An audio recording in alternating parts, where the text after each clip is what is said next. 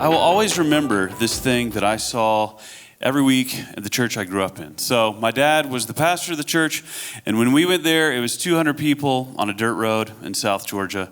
Now it's 10,000 people. But sitting on the front row of this little country church, I saw something every week that I thought was amazing. I'd see my dad come down front after preaching the sermon, and then people would come up and talk to him, and then some of those people would start following Jesus right then.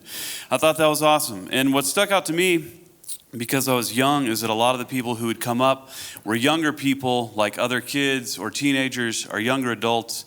And my dad is a huge guy. Like, his hands are massive. They're like the size of a baseball glove. It's like Hal's hands. Just picture Hal's hands. And so the picture I have in my mind is my dad's massive hand and some young person's little hand holding his hand, talking about Jesus and giving their life to Christ. And I think about that almost every week, because that church was reaching the next generation with the gospel, and I was part of the next generation they reached. So fast forward with me, years later, somehow I end up working at Mars Hill Church in Seattle. Yes, the infamous church from the podcast. I'm sorry to bring it up. But I'll never forget being in a meeting where the discussion is about where we want to plant campuses. And the conversation went like, hey, we have thousands of sermon listeners in this city, so let's plant campuses in all these cities. But by the end of the meeting, we realized we were not going to plant in any of those cities because we did not have leaders who could do that. And we didn't have leaders because we had not reached and trained up the next generation for that task. So we were at 15,000 people, but totally stuck, okay? So fast forward with me one more time to today, to Andy Graham. I just added him to the list. And Todd Wilson and Tom Rayner and David Kinnaman putting out research that we've all heard that says that the church in America right now is having a hard time reaching the next generation. We've all heard it, right? And thinking about this, there's nothing wrong with Jesus' church today. Like, if you ask Jesus right now, what's the best thing in the world? He's going to say the church, right? The bride of Christ. She's amazing. She's powerful. There's nothing else like her. But we all know that we're having a hard time getting the next generation to come to our churches. And so we all know what we need to do about that, which is go to them. We've been talking about it for 24 hours, and it's been awesome. The Great Commission says, go and make disciples. It's very simple, but very hard. So this year, we planted a church called Monochurch that launched as a network of house churches in 5 states that functions as one unified church. And our mission is very simple. It is to go to the next generation with the gospel online and then disciple them in our homes. So that is our take on go and make disciples. Do the go part online, do the disciple part in homes.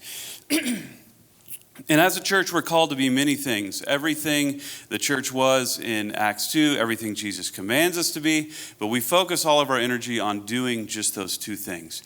And we're bringing together 3 groups of people to do this. So I'm in a Christian band called Go Ship, and I'm taking what I learned from the band and what I learned from mega churches to do the go part online.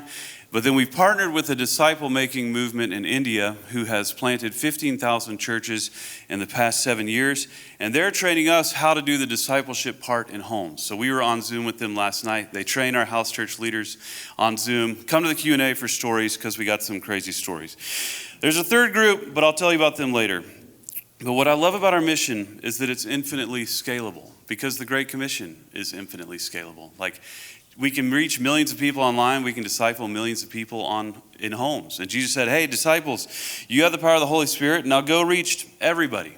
So church history can be told in 3 parts: the Roman roads, the internet, and the printing press. You already know how it went on the Roman roads and the printing press. But now we're about to see a 3rd explosion on the internet. But I'm going to retitle the 3rd chapter because it's not really the internet, because we've been distributing sermons online for decades, right? It really goes like this: church history, Roman roads, printing press, and then the 2-year period where every human being on earth had to learn how to use Zoom. It doesn't sound quite as profound when I say it like that. But we all learned at the same time that the physical communities we're a part of are connected digitally, whether you're FaceTiming your mom or doing a Zoom call with your boss. And what that means for the church is that vast physical communities can be connected digitally. And there's no limit to the size of a church in a post-COVID world. So I'm asking you to give us $25,000 because we can reach 600,000 people with $25,000. And we can disciple 125 people in our homes with $25,000. This summer, we reached more people on YouTube than Life Church did, Craig Rochelle's church. And I'm pausing because it sounds like I'm lying because they invented online church and we only have one staff. But it's true, and I promise you that could not have happened before COVID. So what I got to tell you is you are the third group I was talking about. We can actually reach the next generation with the gospel if we work on it together. Our goal is to plant 3,200 house churches, one for every county in America, and that's our 6-year goal. And by doing that, we're making our way towards our 12-year goal, which is to reach an entire generation with the gospel. So what I'm saying is we can reach the next generation, but I want to try to convince you that we together can reach an entire generation. Does that sound good? Would you want to do that if that was possible? Well, it is possible right now. We can reach people like Tucker in Seattle, who is the first person baptized at Monochurch. People like the Reeds, who reached out to us on YouTube, and now they lead a house church in Dallas. Or the third generation of house churches in Georgia and Phoenix, and the kids we just baptized in Nashville. We can reach an entire generation. That's what I'm trying to convince you of today. And we named our church Monochurch because in John 17, Jesus, the night before he died, prayed that his church would be one. So that's where our weird name and weird logo comes from. But he prayed that we would be one because no one church can reach an entire generation alone, right? We have to work together. Beyond the money, we want to work with you, okay? So today on YouTube, we'll reach 11,000 people and 3,300 of them will respond. So let's work together on discipling those people. At your churches, our house churches, it doesn't matter at all to me which one. Because even though that generation will not come to us today, right now, they are waiting for us to go to them. So my plea to you is let's all go together, all right? Thank you.